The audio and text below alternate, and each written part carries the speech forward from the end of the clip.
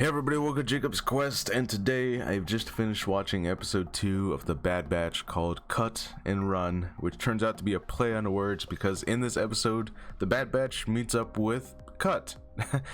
He is the clone deserter who started a family and became a farmer, who we met, I think, season 2 or 3 of the Clone Wars.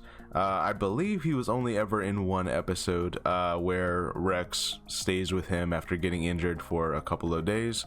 And it turns out that previously to this episode, the Bad Batch have already met Cut. And I'm sure we're going to get a comic or something kind of exploring then exactly when they met for the first time.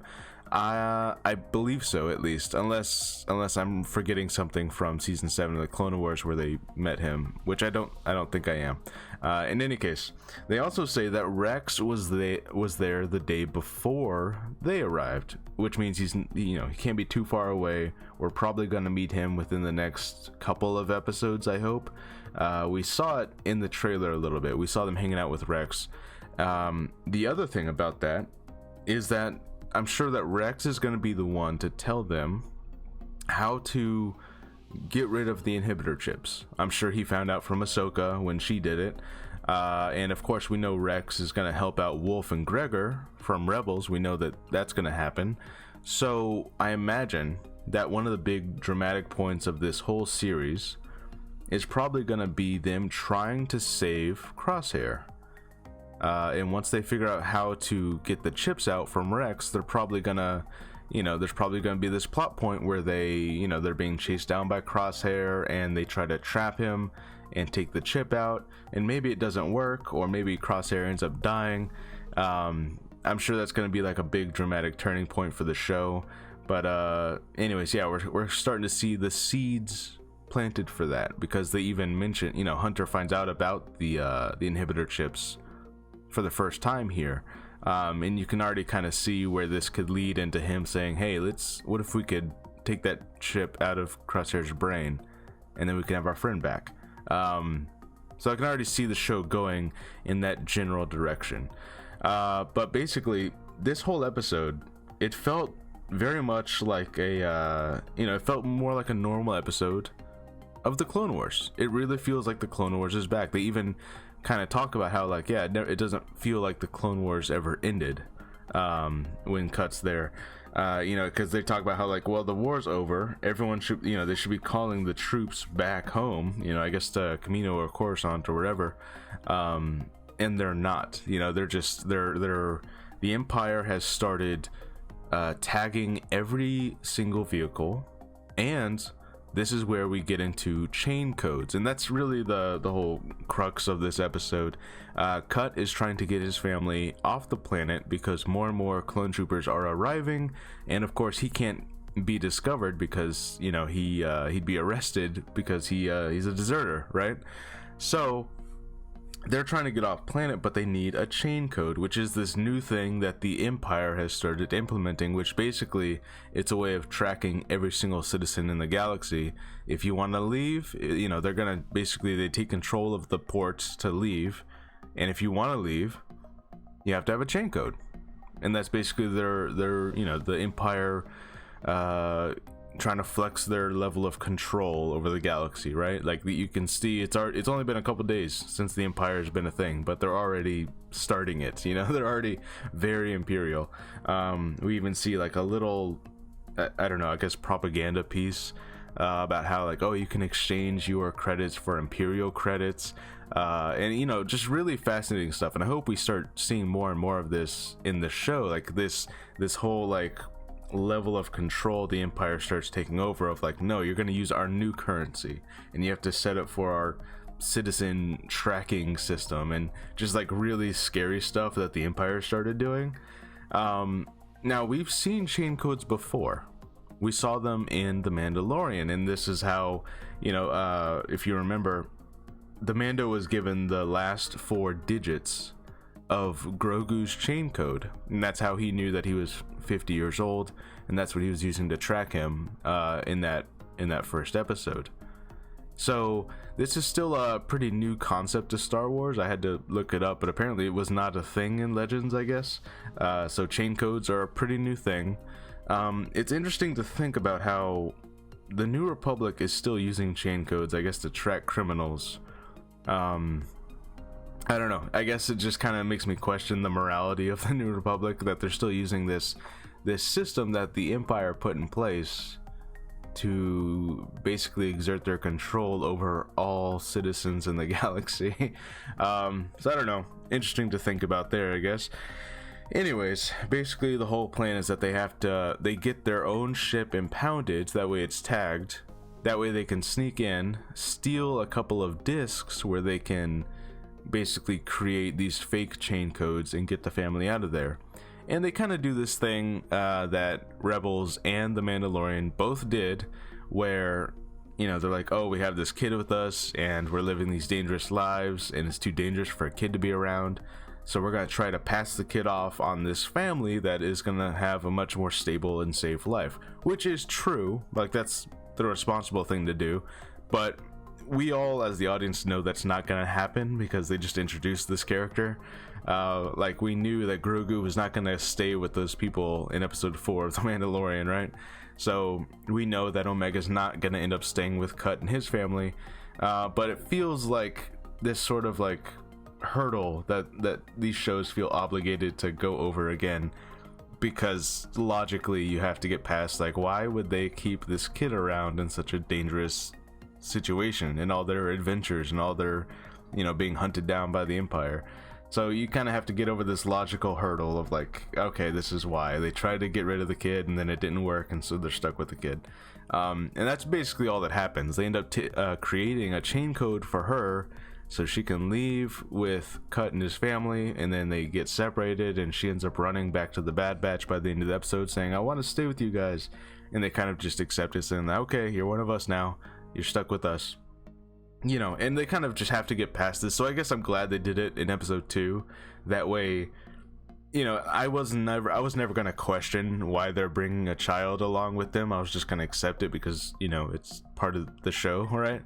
But I guess they have to get past the logical hurdle. They have to, you know, like, okay, let's address it now. Yes, it doesn't make sense for them to bring a kid along dangerous missions, but it's a cartoon show, so let's get over that hurdle. Anyways, so the other thing that they do here, we get a couple things about Omega here, little hints that feel like they're gonna lead up to something later. The first thing is, you know, we get a lot more you know, father-daughter moments between her and Hunter. There's a moment where she almost gets attacked by a I don't remember the creature's name. It was the I guess the tiger-like creature from Attack of the Clones. Apparently they're native to Seleucami. I didn't know that, so that's pretty cool. But she almost gets attacked by one of those things, and Hunter kind of scolds her for it, and then Cut has to be like, look, raising kids is even harder than fighting battle droids. She's not a soldier. You have to talk to her. She's a child, right? So, you know, Hunter's kind of learning these lessons. In fact, that's kind of the moment where Hunter decides, like, she belongs with the family, not with us, right? But anyways, basically, he's kind of learning these lessons, and there's this interesting thing where she does what kids do, right? She goes back on the ship and she kind of refuses to leave the ship, and that's what kind of leads to hijinks later. But there's this moment where she takes off her little decorative headpiece that she had on, that looks very Kaminoan, right? Which, you know, of course, she's never left Kamino before. And she gets really sad and she starts crying while she's looking at this headpiece. So we're getting little hints of, like, what was her relationship with I think it was Tanwi. That might have been Tanwi, I don't know, with the Kaminoan doctor who she was the assistant of. You know, like, did they have like this mother-daughter relationship? You know, because obviously we saw her, whoever that Kaminoan doctor was, we saw her help the Bad Batch escape. If you remember, she kept the door open when the clones were trying to close it. So it feels like we're getting more hints of like there's some kind of history there. There's a larger mystery about this Omega character. They even kind of go into how like the Kaminoans don't create things for no reason, you know, like we all have a purpose, so what's her purpose? And you know, they're very intentionally making that the overarching mystery of the show. And you know, like I said last episode, and like a lot of people have said since then, the implications of Force abilities are there. And you know, just like with the, you know, the hurdle of like, all right, we have to address why, you know, why she's with this dangerous group and not with a family kind of thing. They have to go over that hurdle. This also feels like something that both Rebels and Mandalorian have done before. You know, you have like the group of warriors who are gonna have to protect this kid, and it turns out the kid's Force sensitive, and you know, it feels like we're kind of treading familiar ground again, which I'm fine with, because you know, I think it's just true that the kid being Force sensitive would be the most interesting thing, especially because she's still a clone also. So that kind of like, oh, they cloned a Force sensitive, or they created a Force sensitive by cloning or something. You know, interesting implications there. But yeah, that's gonna be the overarching mystery. And yeah, basically by the end of this episode, they kind of just managed to escape, and they left, and then Cut and his family have left. And I'm sure this is not the last we'll see of Cut. We'll have to see what new planet they end up settling down on. But yeah, it's starting to feel, you know, just like another Clone Wars episode. It feels like, you know, we're supposed to have 16 episodes here. So I'm sure there's going to be large parts of this that feel more like traditional standard Clone Wars. Little one-off adventures where it's like, all right, we arrived on this planet, we helped these people, and then we left. Which is, you know, that obviously that's fine. That's just kind of what the Clone Wars was for like 80% of it. So yeah, pretty cool. I'm getting to really like the character of Omega. They have this moment, it was almost a very Rey type moment where she, you know, she's like, what is this dirt? I've never seen this before. You know, kind of like Rey had that moment where like, I've never seen so much green in the galaxy kind of thing. You know, so that always makes you feel pretty sympathetic for the character because they're excited about dirt. But yeah, overall, I'm enjoying the show. And I, you know, I like that they're giving us little hints. Obviously, this is only episode 2.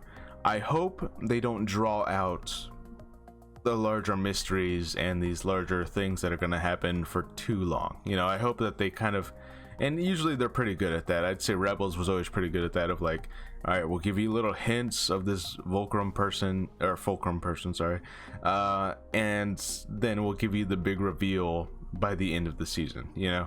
So I'm hoping that they kind of just do that similar thing where it's like, all right, we're giving you little hints of Omega's deal, like what's happening here, but by the end of the season, you'll get, at least for the most part, what the deal is. So yeah, pretty cool. They're gonna probably try to save Crosshair at some point. Omega, I'm gonna say there's still a decent chance that she's gonna end up being Force sensitive. It kind of feels like that's where the mystery's going. And yeah, we'll probably see Cut again. Yeah, pretty awesome. And we're gonna, you know, further develop this father-daughter relationship that they're gonna end up having. It's definitely going in that direction. Yeah. Anyways, let me know what you guys thought about this episode of The Bad Batch. Let me know if you guys caught things that I missed here. And let me know how you guys feel about those chain codes, those Imperial chain codes that the New Republic is still using. Alright, I'll see you guys next time. Bye.